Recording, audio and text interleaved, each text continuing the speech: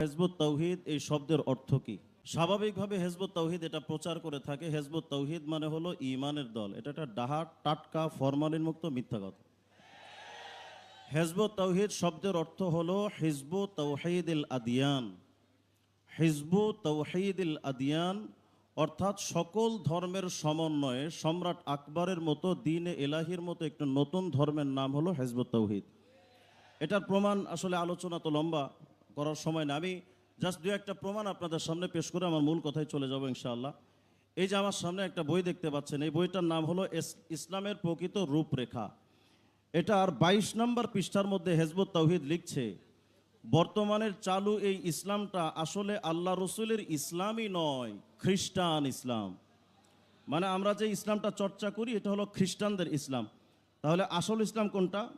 এই যে আমার কাছে আর একটা বই আছে, এটা মহাসত্যের আহ্বান, পৃষ্ঠা নাম্বার 15।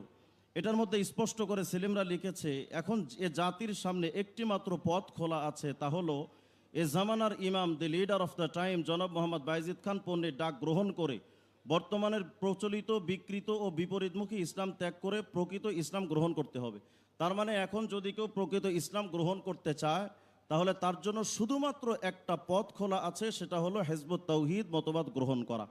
এবং আপনারা জেনে আরও আশ্চর্য হবেন, হেজবুত তাওহীদের ব্যাপারে তাদের মূল্যায়ন আমাদের ইসলামের ব্যাপারে তারা বলে যে এই ইসলামটা খ্রিস্টানদের বানানো। অথচ চলমান সংকট নিরসনে আদর্শিক লড়াই এই বইয়ের 15 নম্বর পৃষ্ঠার মধ্যে স্পষ্ট করে লিখছে যে হেজবুত তাওহীদ সৃষ্টি করেছেন আল্লাহ স্বয়ং, তিনি একে গত 19 বছর ধরে পরিচালনা করে আসছেন। মানে হেজবুত তাওহীদ এটা সরাসরি আল্লাহর প্রতিষ্ঠিত, আল্লাহ এটাকে চালান। এখন আমাদের জানার দরকার হলো যে যেই ধর্মটা আল্লাহ বানালেন সেই ধর্মটার মধ্যে আমি আপনাদের কাছ থেকে শুরুতে জানতে চাই, ইসলাম ধর্মের স্তম্ভ কয়টা?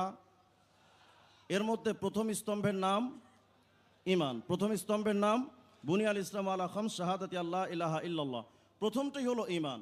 কিন্তু আপনারা জেনে আশ্চর্য হবেন, হেজবুত তাওহীদ নাম দেয় অর্থাৎ ঈমানের দল, অথচ তাদের শ্রেণীহীন সমাজ সাম্যবাদ প্রকৃত ইসলাম বইয়ের 52 নম্বর পৃষ্ঠার মধ্যে স্পষ্ট করে লিখছে, আমরা বলি না যে আপনারা আল্লাহ বিশ্বাসী হয়ে যান, মোমেন হয়ে যান, পরকালে বিশ্বাসী হয়ে যান।